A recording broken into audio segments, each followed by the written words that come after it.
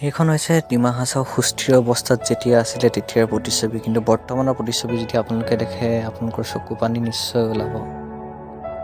ব'লক চাওঁ কিছুদিনৰ আগৰ আৰু বৰ্তমানৰ পৰিস্থিতি ডিমা হাছাওৰ।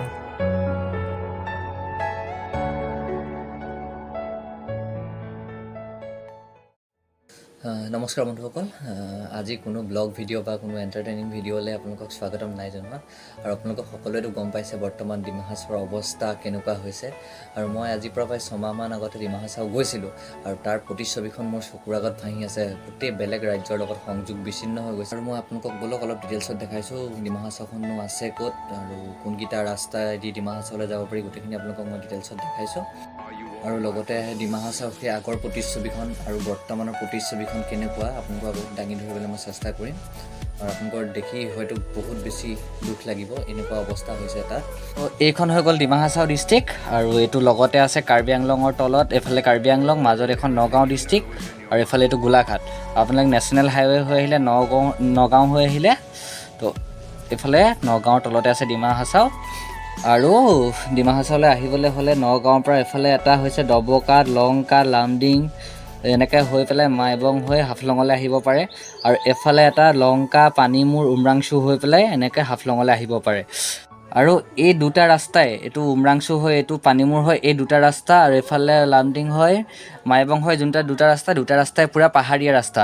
আৰু এইফালে মাইবঙত আছে যোনটো টানেলটো আছে, মাহৰ টানেল, এই টানেলটো কমপ্লিটলি এতিয়া পানীয়ে পুত গৈছে। মই দেখাম বাৰু, মোৰ ভিডিঅ' ফুটেজত দেখাম এফালে। আৰু উমৰাংচুৰ পৰা আপোনালোকে হাফলঙলৈ যোনটো আহিব, এই হাফলঙৰ 10 কিলোমিটাৰ ৰাস্তা আগৰ পৰাই নাই, মানে সেইটো লেণ্ডশ্লাইড হৈ আগৰ পৰাই কমপ্লিটলি খহি গৈছে। আৰু এই উমৰাংচু পাৰ হৈ পেলাই মাইবঙৰ ফালে এইফালে পাহাৰ কাটি ভিতৰুৱা ৰাস্তা এটা বনাইছিলে, বৰ্তমান সেইটো ৰাস্তাও কমপ্লিটলি লেণ্ডশ্লাইড হৈ বন্ধ হৈ গ'ল। আৰু এইটো হৈ গ'ল হাফলঙৰ পৰা এইটো একমাত্ৰ ৰাস্তা।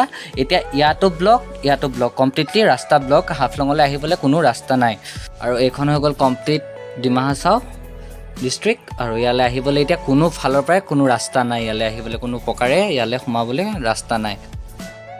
আৰু এইটো হৈছে মাহৰ টানেল, ইয়াৰ পৰাই বানপানীটোৰ উৎপত্তি হৈছিলে। কাৰণ ডিমা হাছাওখন এখন পাহাৰীয়া জেগা, চাৰিওফালে পাহাৰ, মাজতে ডিমা হাছাওখন, আৰু সেইটো কাৰণে পাহাৰত এক্সট্ৰিম বৰষুণ হোৱাৰ কাৰণেই বানপানীটোৰ সৃষ্টি হ'ল। আৰু সেইখিনি পাহাৰৰ পৰা বৈ অহা পানীয়ে হয়। আৰু এইটো ফুটেজ হৈছে যেতিয়া ভাল হৈ আছিলে টানেলটো তেতিয়া।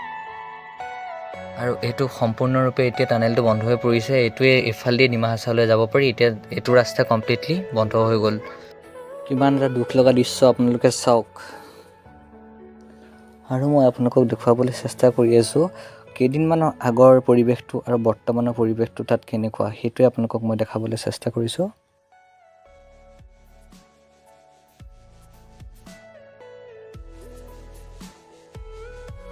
আৰু এইটো হৈছে অতি ধুনীয়া হাফলং ৰে'লৱে ষ্টেচন, কিন্তু বৰ্তমানৰ পৰিস্থিতি আপোনালোকে চাওক ৰে'লৱে ষ্টেচনটো।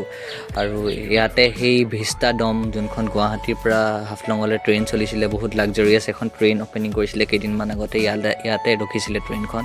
কিন্তু বৰ্তমানৰ পৰিস্থিতি আপোনালোকে চাওক। আৰু প্ৰকৃতিক আচলতে কোনেও বাধা দিব নোৱাৰে, প্ৰকৃতিয়ে কালৰূপ ধৰি সকলোখিনি শেষ কৰি থৈ গুচি গ'ল 24 ঘণ্টাৰ ভিতৰতে। আৰু তাত পৰিস্থিতি অতি ভয়াৱহ হৈ পৰিছে, পেট্ৰল ডিজেলৰ নাটনি হৈছে। কালিৰ দিনলৈকে অকল পেট্ৰল তাত বাচি আছিলে, খাদ্যৰ অভাৱ হৈ গৈছে। আৰু তাত খাদ্যৰ নাটনি হৈ গৈছে, হেলিকপ্টাৰে খাদ্য পঠিয়াইছে, কিন্তু 2.5 লাখ মানুহক ইমান জল্দি খানা দিয়াটো বা মূল্যৱান সামগ্ৰীখিনি যোগান ধৰাটো ইমান সহজ নহ'ব। তো লাহে লাহে চৰকাৰেও প্ৰচেষ্টা কৰি আছে সেই মানুহখিনিক উদ্ধাৰ কৰিবলৈ আৰু খাদ্য সামগ্ৰী বিতৰণ কৰিবলৈ। এইটো চাৰ্কিট হাউচৰ দৃশ্য, যেতিয়া পৰিস্থিতি স্বাভাৱিক আছিলে তেতিয়াৰ দৃশ্য, কিন্তু বৰ্তমান আপোনালোকে চাওক কেনেকুৱা ধৰণৰ পৰিস্থিতি।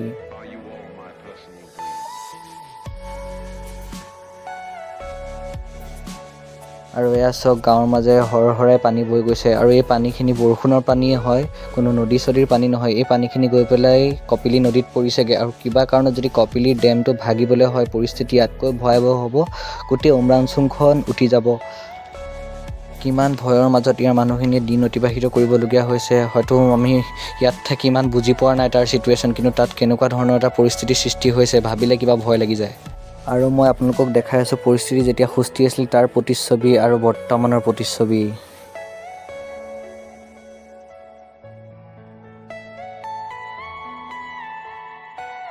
আৰু এইটোৱে হৈছে কপিলী নদীৰ ওপৰত থকা নদী বান্ধ হয় আৰু বৰ্তমান আহি পেলাই পানীখিনি কপিলী নদীতে পৰিছে আৰু নদী বান্ধৰ ওপৰেদি পানী বৈ গৈছে। আৰু এই নদী বান্ধটো যদি কেনেবাকৈ ভাঙিবলৈ হয় পৰিস্থিতি ইয়াতকৈ ভয়াৱহ হ'ব, মানে আপোনালোকে কল্পনা কৰিব নোৱাৰে এনেকুৱা পৰিস্থিতি হ'ব ইয়াত। চাওক কি এটা ভয়াৱহ দৃশ্য, এখন গাঁৱৰ মাজেৰে এনেদৰে পানী বৈ গৈছে। কিমান শ শ ঘৰ এই পানীয়ে উটুৱাই লৈ গুচি গ'ল। পৰিস্থিতি যাতে সোনকালে স্বাভাৱিক হওক তাৰে কামনা কৰিছোঁ। চৰকাৰে যাতে গুৰুত্ব সহকাৰে বিষয়টো লৈ মানুহখিনিক উদ্ধাৰ কৰে তাৰে কামনা কৰিলোঁ। আৰু বন্ধুসকল, আপোনালোক ঈশ্বৰৰ ওচৰত প্ৰাৰ্থনা জনাওক যাতে স্বাভাৱিক অৱস্থা অতি সোনকালে আকৌ ঘূৰি আহে।